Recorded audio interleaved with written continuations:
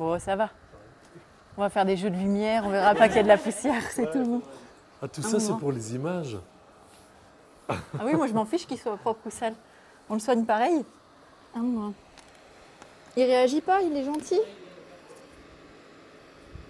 Puis Anne-Sophie, on a dit, hein, cheval boueux. Cheval heureux. C'est bien la Exactement. vérité. Alors Anne-Sophie, qu'est-ce que tu vas faire aussi? Alors, ce petit cheval, je vais lui faire une petite séance de laser thérapie à un endroit du boulet où il a une petite lésion tendineuse. Et en fait, le laser va permettre d'accélérer la cicatrisation. En fait, le laser, c'est le faisceau lumineux qu'on voit, le petit faisceau rouge, en fait, envoie une énergie très importante sur un endroit donné. Et en fait, le faisceau lumineux va stimuler un petit peu toutes les molécules et va modifier l'environnement des molécules et le métabolisme des molécules qu'on cible. Et c'est ce qu'on appelle la photobiomodification, on va dire. Et donc, attends, je regarde juste en même temps le niveau de joule. En fait, selon la puissance qu'on choisit sur le faisceau, il a des actions plus ou moins importantes et plus ou moins profondes dans les tissus ciblés.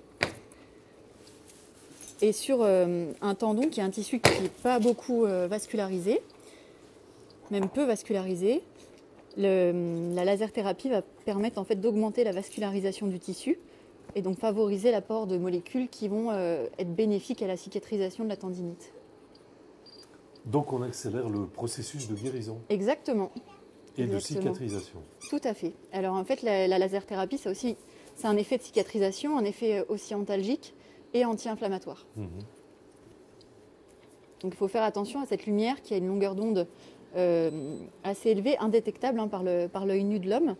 La lumière rouge qu'on voit, c'est une lumière qu'on rajoute, qui n'est pas de la laser thérapie, mais qui permet juste de voir où est-ce qu'on pointe la lumière, le faisceau. Et donc il faut toujours surveiller un petit peu parce que l'énergie qu'on envoie en fait dans les cellules, elle va être captée par les cellules et transformée en une autre énergie, qui peut être chimique ou physique par exemple, Oui. et thermique également. Donc parfois ça chauffe. Et c'est pour ça que je mets toujours mon doigt sur le cheval pour surveiller qu'il n'y ait pas de surchauffe en quelque sorte, si tu veux, puis que ça lui fasse pas mal, quoi. Il y a des chevaux qui réagissent un peu plus que d'autres. Alors ici, qu'est-ce qui s'est passé avec le cheval Alors là, il faut que ce soit le propriétaire qui te réponde. Ah, ok. Non, mais c'est quoi? C'est une tendinite? Ouais, en fait, il a l'endroit en fait, où le tendon perforant, donc le fléchisseur profond, va traverser le perforé. Il y a une petite lésion à ce niveau-là du fléchisseur profond du doigt, en fait. Bon, c'est des lésions fréquentes chez les chevaux de sport. Oui, hein. c'est des lésions fréquentes qui ne sont, chez lui en tout cas, il n'y avait pas de grosses boiteries associées, en tout cas au dernier contrôle. Et c'est pourquoi on utilise le laser là, pour le soulager un petit peu et accélérer la guérison. Quels ont été les premiers traitements? Alors, sur un cheval qui a une tendinite, en général, on met au repos et sous anti-inflammatoire s'il y a de la douleur et de l'inflammation associée. Et le premier traitement, en général, c'est un petit peu de repos. Et puis après, selon le tendon qui est lésé, on peut rajouter une modification de ferrure pour soulager le tendon qui est lésé. Ici, c'est pas le cas. On voit que le ferrage est tout à fait classique. Alors, pour ça, on va soulever le pied puis on va regarder les branches. Parce que comme ça, en hauteur, je ne peux pas te dire s'il y a une branche qui est amincie, asymétrique ou autre. Mais c'est une bonne remarque, on regardera juste après. Après, la modification de ferrure sur un cheval qui est au repos, c'est pas forcément utile. Mais elle va nous servir surtout quand le cheval va reprendre le travail dans un sol qui peut être profond. Et avec la couverture ou non des branches, on va pouvoir jouer sur l'enfoncement du pied dans le sable et soulager comme ça le tendon qui est lésé. Et donc là, c'est un faisceau qui est diffus, que je fais passer un petit peu partout. Après, on peut choisir d'avoir plus ou moins de joules par centimètre carré, quoi. Et pour te donner une idée, un petit peu le laser, là, le faisceau lumineux, il est 1 million de fois supérieur à un faisceau lumineux qu'on peut avoir dans une ampoule de cuisine, 200 watts par exemple. D'accord. Oui, ce ne sont pas des lasers, ce ne sont pas des jouets, quoi. C'est Non. vraiment un appareil de traitement à Exactement. utiliser dans des mains professionnelles. C'est ça, là, il y a différents types de lasers, hein. Tu peux en trouver qui sont accessibles pour tous, mais qui sont beaucoup moins puissants. Mais ceux-là de laser, ils sont beaucoup plus puissants et du coup réglementés.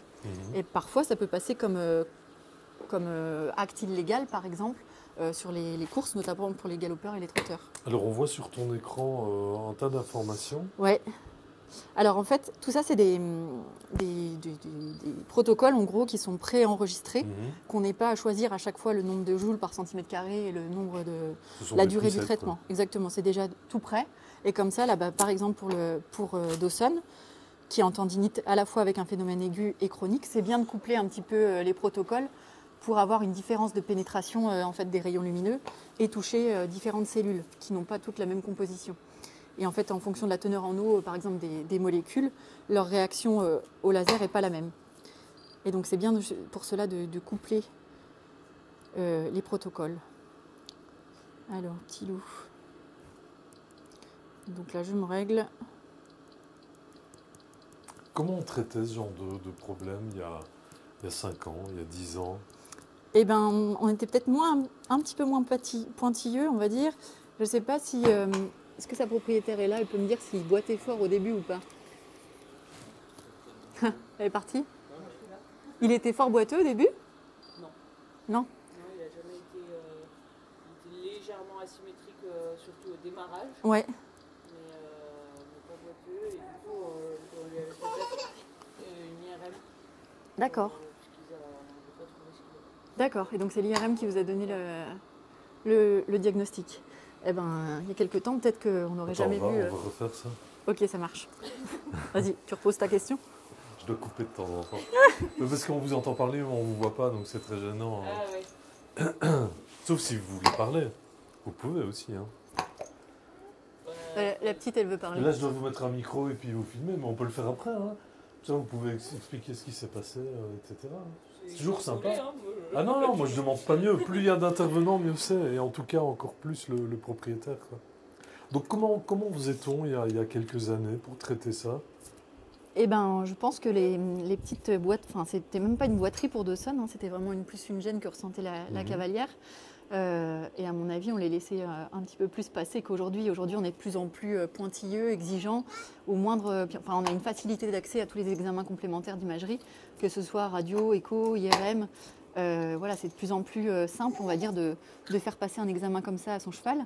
Et donc, plus on cherche, plus on trouve, comme on dit. Et donc, forcément, on trouve des lésions qui passaient peut-être inaperçues il y a quelques temps. Et à mon avis, des lésions comme ça qui ne faisaient pas boiter, on s'en occupait pas forcément. Bon, je rassure tout le monde, tu n'es pas venu en visite avec ton enfant, qu'on entend, mais qu'on ne voit pas. Non. C'est la future cavalière de Dawson. Eh ben ouais, pourquoi pas. Combien de temps dure la séance là? Là, on a 2 fois 4 minutes, donc 8 minutes. Et donc, encore une fois, ça dépend de la puissance de l'appareil et puis du nombre de joules qu'on veut envoyer. Mais c'est vrai que si, par exemple, avec des appareils moins performants, qu'on peut laisser accessibles à un plus large public, il faudrait pour envoyer le même nombre de joules plusieurs heures. Ouais. Alors que moi, il me faut 2 fois 4 minutes. Donc c'est vraiment très puissant. C'est très puissant, exactement. Et qui dit puissant dit dangereux aussi. Exactement, il faut faire... Alors, c'est pas... On va dire que sur des cellules saines, il n'y a pas forcément d'effet notoire. Il faut vraiment faire attention par contre à l'effet sur la peau, notamment l'effet thermique, comme j'en ai parlé tout à l'heure. Donc de ne pas provoquer des brûlures. Exactement. Et puis faire attention aussi à l'utilisateur. Là, c'est pas bien parce que j'ai pas de lunettes, mais normalement, il faut mettre des lunettes pour protéger la cornée justement de ces rayons infrarouges qu'on ne voit pas.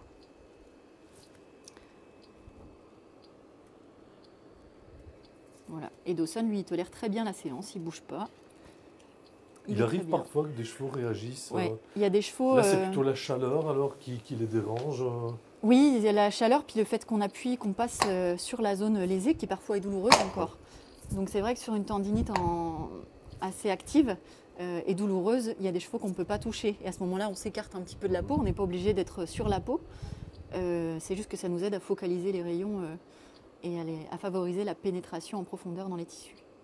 Alors, constater une évolution, évidemment, ça ne se fait pas à l'œil nu. Donc, il y a des échographies qui sont prévues. Alors oui, en général, ce qu'on fait, c'est qu'on fait les séances. En général, on prescrit 6, 8, voire 10 séances, à raison de 2 séances par semaine. Et donc, on fait un contrôle au moins clinique, donc voir le cheval, comment il se comporte, comment il se déplace après les séances. Et puis Et puis un examen d'imagerie, souvent c'est l'échographie pour nous, parce qu'on n'a pas d'IRM encore portatif. Et on contrôle pour voir l'évolution.